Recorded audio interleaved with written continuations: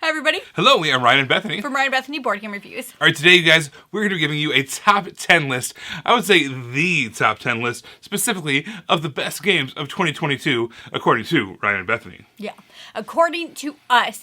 And because we like to try to get in some last-minute games, that's the reason why this video comes out a little bit later instead of, right at the beginning of the year, is because we want to give ourselves time to get those last-minute games in there. So that's what we try to do. But as always, there are just games of this year, of 2022, that we just have not played. And so some of your favorites might be missing, but we might also be introducing you to one of your new favorites. So down below, make sure in the comments, leave all your favorite games from 2022. We'd love to see what they are. Maybe we played them, maybe we haven't, but either way, we will do our best to learn all about them.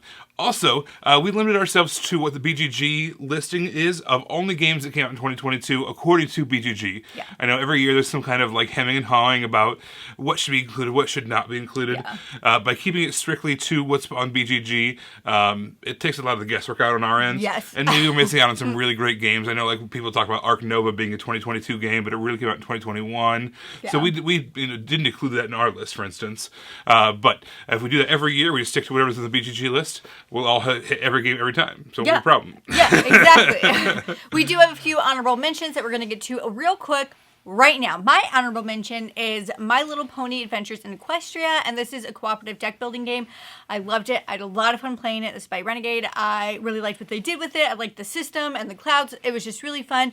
The reason why it's not on my top 10 is I didn't know if it necessarily did anything unique in deck building. It just did something I liked, which is not necessarily the same thing, but I really enjoyed it.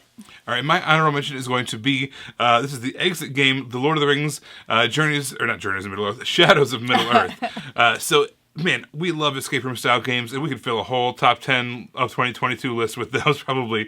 So that's why I just wanted to pick out one that I thought was fantastic, especially as a Lord of the Rings fan. It was a really neat system, really cool game. So yeah, if you are fans of those escape room style games, I'd give that one a shot. I think it was great. All right, let's get this party started with me. Okay, my number 10 is a game called Keepers, and this is one of those games where you all have cards. Somebody says something, and you have to put a card out to try to get people to guess your card for that. So all these cards have beautiful photography. It's just absolutely wonderful to look at these cards. But the reason why it's on my top 10 list is there's a lot of games that I love purely because of the experience, and I had a wonderful experience playing this with our daughters. They understood the concept of it, and even trying to get somebody to guess, you can guess the complete opposite. So if somebody totally missed the mark on the guess, you can guess on that. And they got trying to put cards out there. But also, when we were done playing this game, they took it and created an own two-player version of the game for them to play because they just really enjoyed that so much.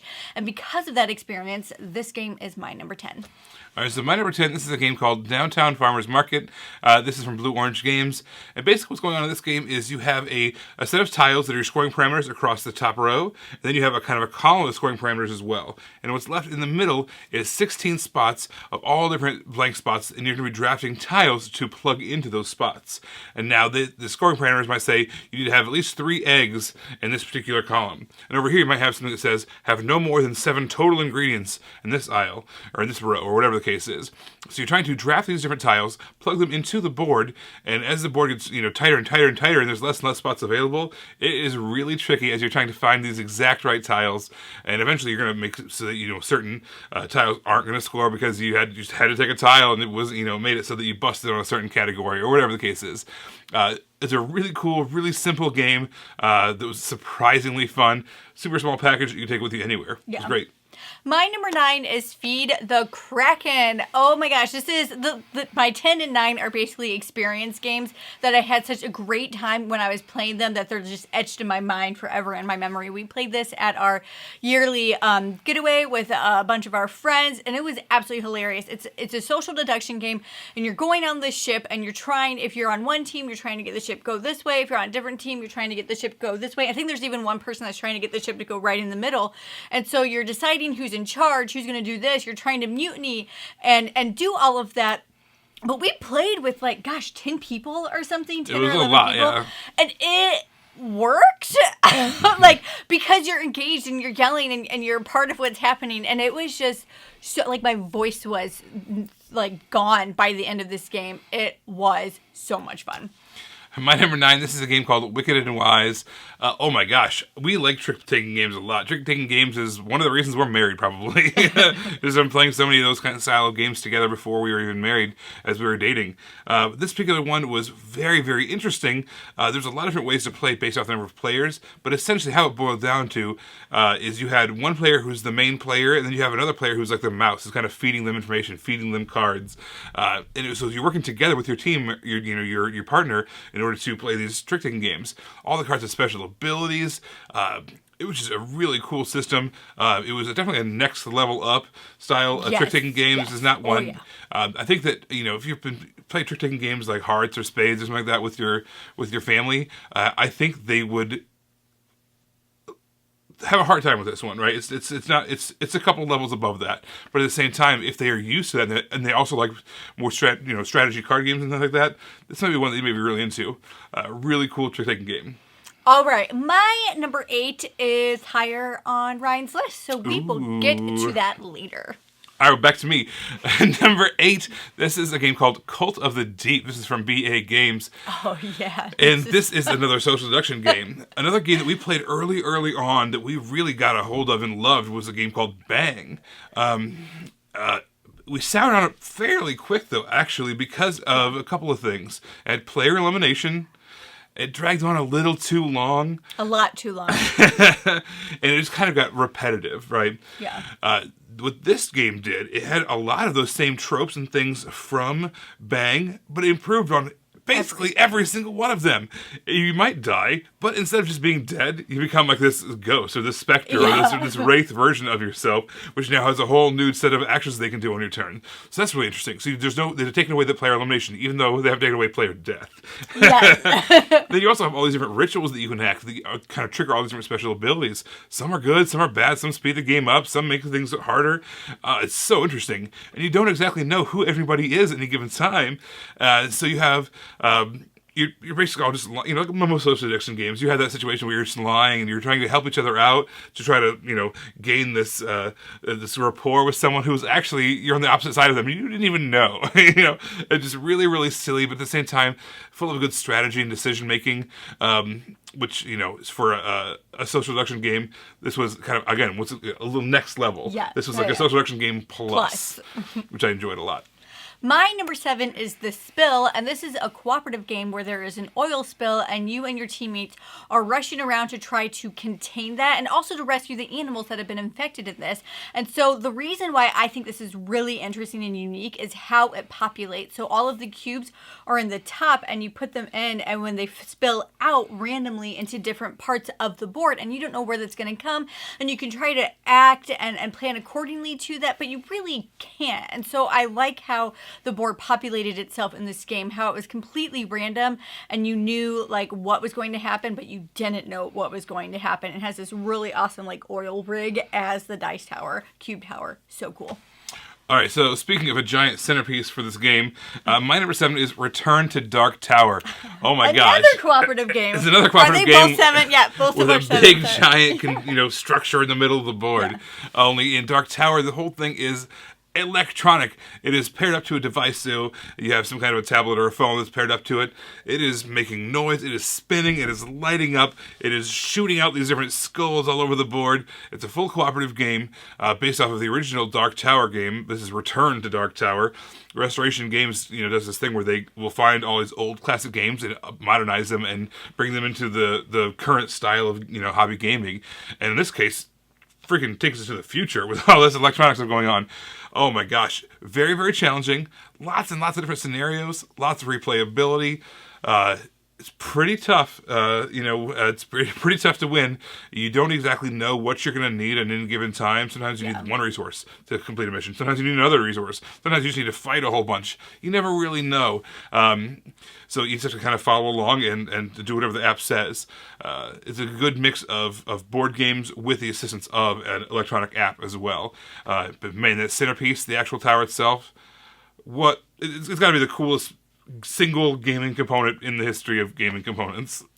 It's a toy. It's a big old giant toy.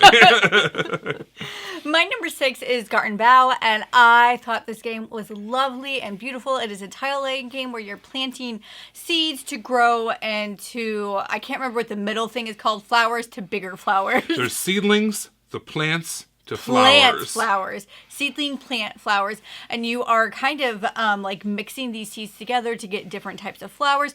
But you really have to plan ahead because you can only put the plant on top of certain seeds and you can only put the flowers on top of certain plants. So you really have to plan ahead while you're drafting these tiles to try and get them. And I just love the presentation of this game. This is a game that I feel like there's people out there who maybe are not gamers but would be into that game. So I always like when I feel like a game can do that. All right, so my number 6, this is Star Wars: The Clone Wars. All right, this is a Star Wars game, but it's actually using the pandemic system. So again, it's a full cooperative game.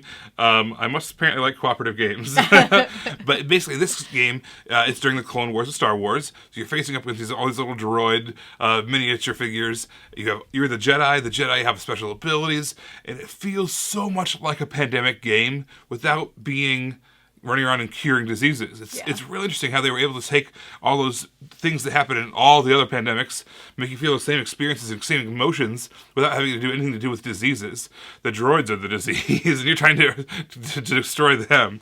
But at the same time, there's 4 different villains, and the villains all react in very different ways. And you use 1 per game, so from game to game, you're going to have a very different experience. If you're a Star Wars fan or a pandemic fan or both, I think you're going to like this one. My number 5 is Mythic Mischief.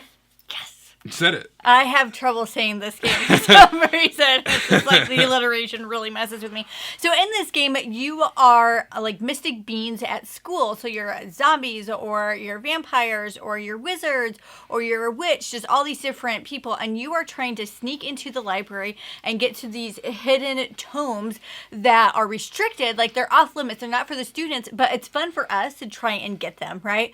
But the school doesn't really like it. So they hired this new tome keeper to get all the kids out. So what you're doing is you're in there and you're trying to get your opponents get caught while you're trying to get the tomes for yourself. It is a blast. It is so much fun. All right, my number 5, this is Planet Unknown. The first time I played this game, I was just blown away by the presentation of it. It basically has a full-on spinning Lazy Susan full of tiles, all these kind of polyomino-shaped tiles, and it wasn't just for presentation's sake. It wasn't just so you could get to certain tiles easier. No, each one of those little wedges was able to draft a different way because of it. And so what you're doing is you're trying to basically essentially terraform a planet. You have this board that represents this planet. You're filling it full of all these different tiles. And each tile is a different kind of a landscape. So you're trying to, there's a little bit of engine building as well. It's just so cool how you're drafting these tiles, filling up this board. It gets tougher and tougher to do that. There's even meteors that can come and splash on your board that can mess up your plans and how you can place different things. You have these little, Mars rovers roaming. I guess it wouldn't be Mars rovers. What's it called? Planet rovers. Planet rovers. Planet rovers running around on your board trying to make things work.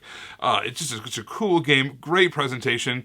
And it's got a gimmick, but the gimmick actually works, and I love it when that happens. Kind of like in Dark Tower, too. Gimmick, but it works. Working gimmick. And then Ryan loves it. I'm a sucker for a gimmick. My number 4 is Libertalia, Winds of GALECREST. And this is a game to where there's a bunch of people that can play. And that's one of the things I really like, high player count. And you have all these cards that all have different abilities. And you're playing the cards secretly, but you all have the exact same cards at first. And so you're trying to determine who's going to do that, to determine the order, and then do the actions. And it's just so hilarious how much this game interacts with each other. I get the feel and the vibe of like a party game, but with the strategy of a not party game, right? So you're having so much fun and you're laughing and you're definitely messing with each other the entire game, but it's not a party game, but that's just how the game plays. And that is why it's on my list. All right, my number 4 is a game called Boop. This is a 2-player, kind of an abstract strategy game where players are basically have these little cats, and they're kittens. They're bouncing around on this mattress board, and as they're bouncing on there, everyone's kind of being sprung away from them, kind of booped away from the board, based off of where you place them. What you're trying to do is you're trying to get 3 in a row, but you can't get 3 in a row because once you place one, the ones around it, including your own pieces, all bounce away. So it's this challenging puzzle of getting all of your kittens to get 3 in a row. Once they do that, they bounce off the board, they become cats. They're full-grown cats at this point. Now you're trying to get those 3 of those cats in a row to finally win the game. It's got this great kind of a dual layer to the game where you're kind of doing it once to get the kittens, and the kittens turn into the cats. But at the same time, it's the rule set is very, very simple. You're just placing a cat, and everyone kind of springs away from it. But the strategy is so much fun to try to math out and puzzle out how you're going to be able to make that happen. How are you going to get 3 in a row when you know that things are kind of bouncing all around from you? At the same time, you got to kind of block the other players a little bit too. You can't just work on your own board. You have to kind of also look at them and say, oh shoot, they're about to get 3 in a row. I'm going to bounce, make sure that they get kind of separated by bouncing away from. So, Boop, hilarious, lots of good strategy, adorable, but like deceptively so, right? Yeah. It's just deceptively cute. It's got some sharp teeth to it too. My number 3 is Chai Tea for Two, and this is a 2-player only game from like the chai world. So in this, you are plantation owners and you're trying to like grow the best tea leaves to get it onto the ships. It's really fun. It has this really unique tech tree on it, and you're just rolling a ton of dice. And I just like how many of the dice you're rolling all the time to try to determine what actions you can take and how strong those actions are. This was a really, really fun one, and of course, artwork and components on this were amazing. Absolutely amazing. And you like tea, so. Yeah. I do. All right, so my number 3, I'm not allowed to talk about yet because it's higher on someone else's list. I wonder who that is. My number 2 is Ready, Set, Bet. Oh my gosh, game is hilarious. So this is a betting game where you're at a horse race and you are in real time betting on which horse is going to get to a place. There's different markers that you can bet on. You want to try to get there sooner, but you don't want to get there too soon. But once a horse has crossed a certain mark, then you can't bet anymore. You just have to like let it play out. And oh my gosh, like we brought this to play with my family over, was it Christmas or Thanksgiving? I don't remember. Yeah. But it was just so hilarious because this game just like encourages that inner person inside of you that just likes to yell at everything. That person comes out in this game and you just yell at everything and you're like, no, 4, stay where you are, 4, horse 11, make it, like that, exactly, the whole time. And it was stressing my family members out in the best possible way. It's insane how much emotions get caught up in this Yes. game. Everyone can't help themselves. It's like watching a real horse race because it is. You're watching these little meatball horses who are on the board. You have one player who's kind of works as the GM, and for whatever reason, that was kind of the role that I took on. Like in almost all the gameplays we had of it. I've only played the game as a bettor like a handful of times, but for whatever reason, I always get to be the announcer, and I love it. I put as much flavor in that, that announcer kind of voice on there as possible. It's so funny to see people get so excited about this game. It's just because it's a great game. It is. It is just so good. So good. We did not plan this. Your number 2 game was designed by John D. Clare. Mm-hmm. My number 2 game was designed by John D. Clare. It's Dead Reckoning. This is a great year for John D. Clare, apparently. And what a great name, anyways. Yeah. You deserve to have some games in our top 10. Dead Reckoning uses the card crafting system from Mystic Vale, where you have cards that are blank, but they're sleeved, and what you're doing is you get to buy and upgrade your cards by these thin, transparent cards that you're going to tuck into the sleeves, and now your card has whatever it had on it originally, plus the card that you added onto it. So you get to add all these cards, upgrade them.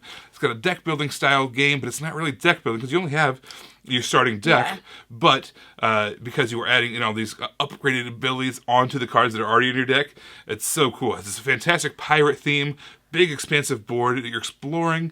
There's combat in this game as well.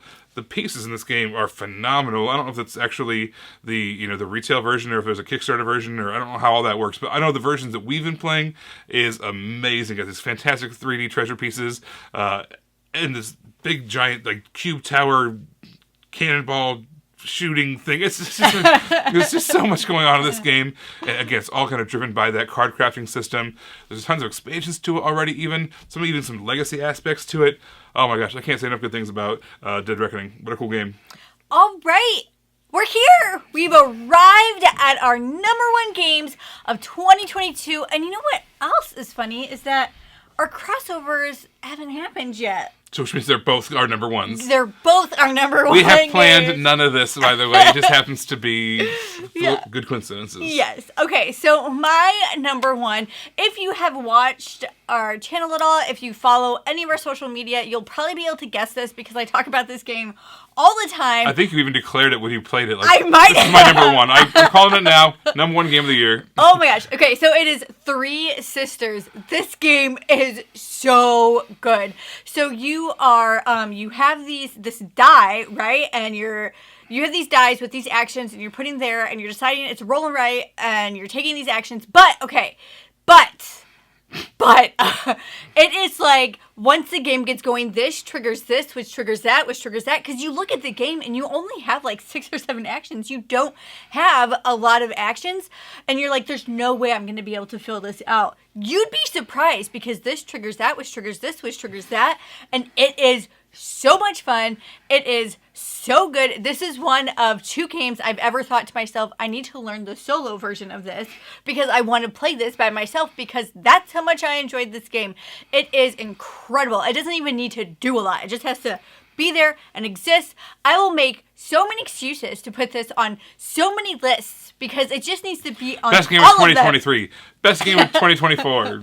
Best game with the color orange in it. Like, I'll just make up games to put this make up as lists. the #1. Yes. Yeah, this is my #3. I agree. It is just fantastic. Roll and write games as a whole don't interest me a whole lot. This one, however, was beyond thinking. Oh, it was so my God. It's so satisfying. So And good.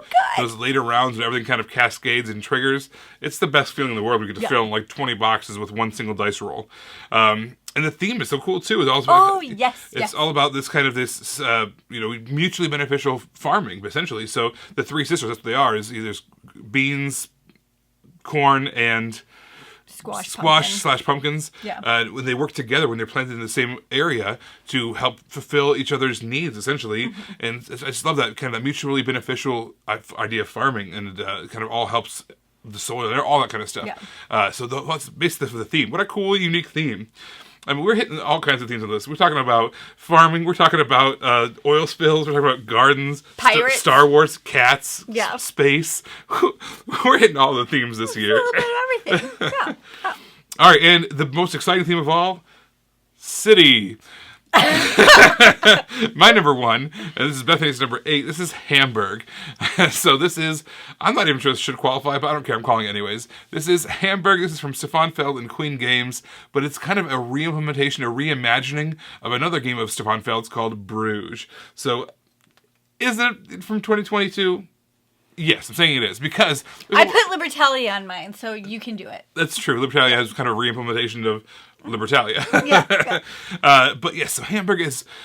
you basically have this city where you are trying to build as many buildings as possible, but you have to have a foundation first before you can build the buildings. You also have zoos and parks that you can add.